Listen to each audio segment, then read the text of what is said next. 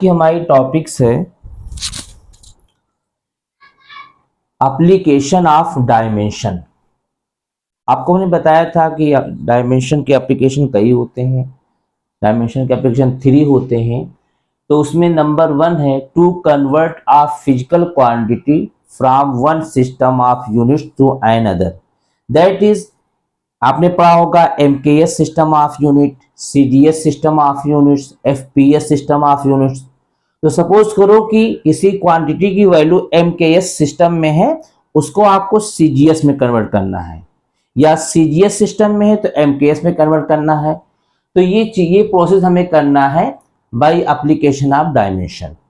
तो ये जो है नंबर 1 एप्लीकेशन ऑफ डायमेंशन है कि एक सिस्टम ऑफ यूनिट्स को दूसरे सिस्टम ऑफ यूनिट्स में कैसे कन्वर्ट करेंगे। तो हमारी टॉपिक है to convert a physical quantity from one system of units to another. तो सपोज किया कि लेट हमारे पास एक फिजिकल क्वांटिटी है capital A. Let A is a physical quantity. हमने कंसीडर किया कि हमारे पास एक फिजिकल क्वांटिटी है, और आपको हमने बताया था कि किसी भी कोई भी जो फिजिकल क्वांटिटी होती है उसमें मैग्नीट्यूड जरूर होता है।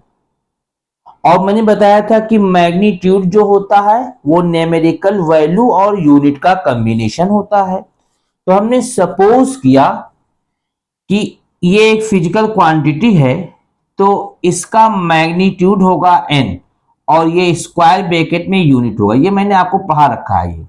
ये चीज की कैसे लिखते हैं, ये मैग्नीट्यूड शो करता है, n न्यूमेरिकल वैल्यू है और u आपका यूनिट है, और ये स्क्वायर ब्रैकेट है। ये मैंने इससे पहले लेक्चर में बताया आपको। तो हम दो सिस्टम लेते हैं for first system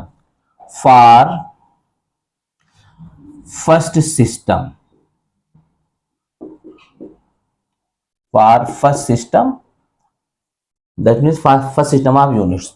So this will become n1 or u1.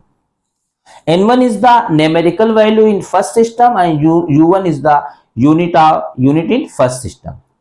आपको मैंने बताया था कि standard formula of dimension m का पावर a, l का पावर b और t का पावर c होता है। ये स्टैंडर्ड फार्मूला होता है, ये डायमेंशंस होते हैं। ये m for mass, l for length, t for time. तो ये जो आपका यूनिट की जगह पर डायमेंशन फार्मूला लिखेंगे, तो a इक्वल n1 और u1 की जगह पर आप देखो यहां पे 1 लगा हुआ है, तो ये m1 power a, l1 power b, t1 power c हो जाएगा। तो m1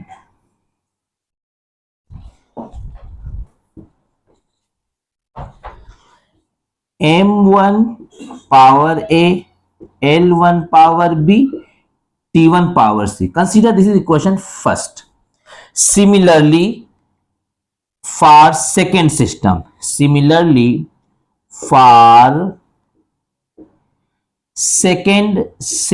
of units a will become n2, और ये अब क्योंकि यहां सिस्टम 2 आ गया तो m2 पावर है, l2 power b, t2 power c हो जाएगा। m2 power a, l2 power b, t2 power c। Consider equation second. Equation first में देखो a equal this, in equation second a equal this, तो ये equal है तो ये भी इक्वल होगा। तो equating equation first and second we get this will be equal to this. तो m2 का पावर a, l2 का पावर b और t2 का power c equal n1। m1 का पावर a, l1 का पावर b और t1 का power c, ये दोनों आपस में इक्वल हो जाएंगे क्योंकि ये आपस में इक्वल हैं। दो इक्वेशन के राइट साइड इक्वल हो तो लेफ्ट साइड ऑटोमेटिक इक्वल होते हैं। ये मैथ का कंसेप्ट है। तो ये इक्वल हो गया। यहां से N2 की value, N2 is the numerical value in second system. अच्छा, ये पूरा फंक्शन जो है, ये पूरा फंक्शन N2 को मल्टीप्लाई कर रहा है। अगर इसको इधर लाए तो ये इसको डिवाइड करेगा। तो अगला स्टेप हो जाएगा, मैं यहां पे लेता हूं अगला step,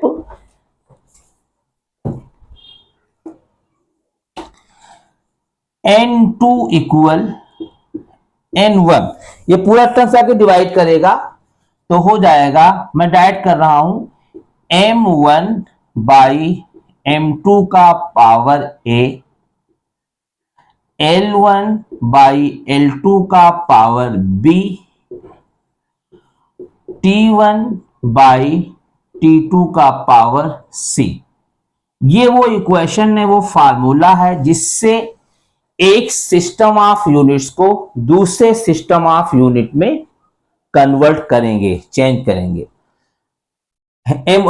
N2 is the numerical value in second system, N1 is the numerical value in first system, M1 is the mass of the body in first system, M2 is the mass of the body in second system, L1 is the length of the body in first system, L2 is the length of the body in second system, T1 time in first system, T2 time in second system, and ABC are dimensions।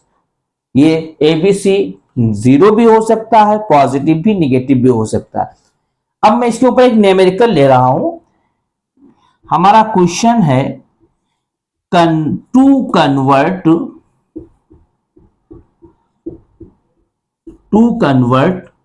1 joule, joule is the SI unit of the work, तो 1 joule into 1 अर्ग into 1 अर्ग, ERG अर्ग, अर्ग जो है वो CGS unit of work है, इसको कन्वर्ट करना है। तो चलिए करते हैं, यहां से सॉल्यूशन स्टार्ट करते हैं। सॉल्यूशन, अच्छा, जो जूल जो है ये वर्क की यूनिट होती है, और मैंने आपको लास्ट सेशन में बताया था कि वर्क इज द वो dimension of work is ML2T-2। जो वर्क का डायमेंशनल फार्मूला होता है वो ML2T-2 होता है, यहां पे 1 लगा हुआ है। और स्टैंडर्ड फार्मूला होता है M का पावर है, L का पावर B, T का पावर C। तो A इक्वल यहां 1 हो जाएगा, B इक्वल 2 और C इक्वल -2। तो A equal 1, B equal 2, C equal -2। अब ये फार्मूला अप्लाई कर दो हमें। अच्छा, यहां पे 1 लिखा हुआ है तो N1 की वैल्यू 1 है और N2 की वैल्यू कैलकुलेट करना है। तो फार्मूला होता है N2 इक्वल N1 M1 अपान M2 का power A, L1 upon L2 का पावर B और T1 अपान T2 का पावर C। अब सब वैल्यूज वो करेंगे, पर थोड़ा सा हम इसको करेंगे, रफ करेंगे।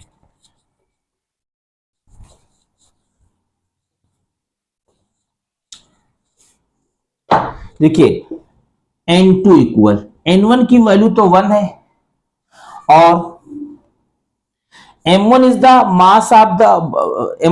Mass of body in first system. तो फर्स्ट सिस्टम में MKS यूनिट लेंगे तो M1 हो जाएगा किलोग्राम और सेकेंड सिस्टम हो जाएगा CGS, तो ये ग्राम हो जाएगा। तो ये हो जाएगा किलोग्राम अपान ग्राम, ग्राम को मैं GM लिख रहा हूं, और A पावर A है, A की वैल्यू 1 है तो यहां 1 रख दो। L1 को ले लेंगे मीटर और L2 को ले लेंगे सेंटीमीटर, B पावर B की वैल्यू 2 है तो 2 लिख दिया। T1 को ले लेंगे सेकेंड, SEC सेकेंड लिख रहा हूं। अच्छा, कोई भी सिस्टम हो टाइम यूनिट सेकेंड ही होगी, वो MKS सिस्टम हो या CGS सिस्टम हो, दोनों में टाइम के जो यूनिट होता है वो सेकेंड ही होता है। तो ऊपर भी सेकेंड, नीचे भी सेकेंड, सेकेंड को मैं SEC लिख रहा हूं शॉर्ट फॉर्म में, और पावर C की वैल्यू कितनी है -2। सेकेंड कैंसिल होकर 1 हो गया, 1 पे पावर -2 भी होता है 1, तो ये पूरा सिस्टम हो गया 1।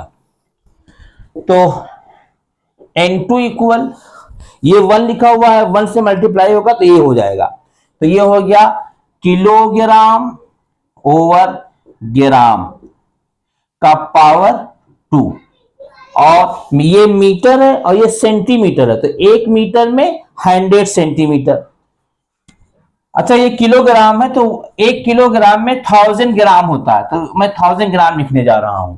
तो ये हो गया 1000 ग्राम ओवर ग्राम का पावर 2।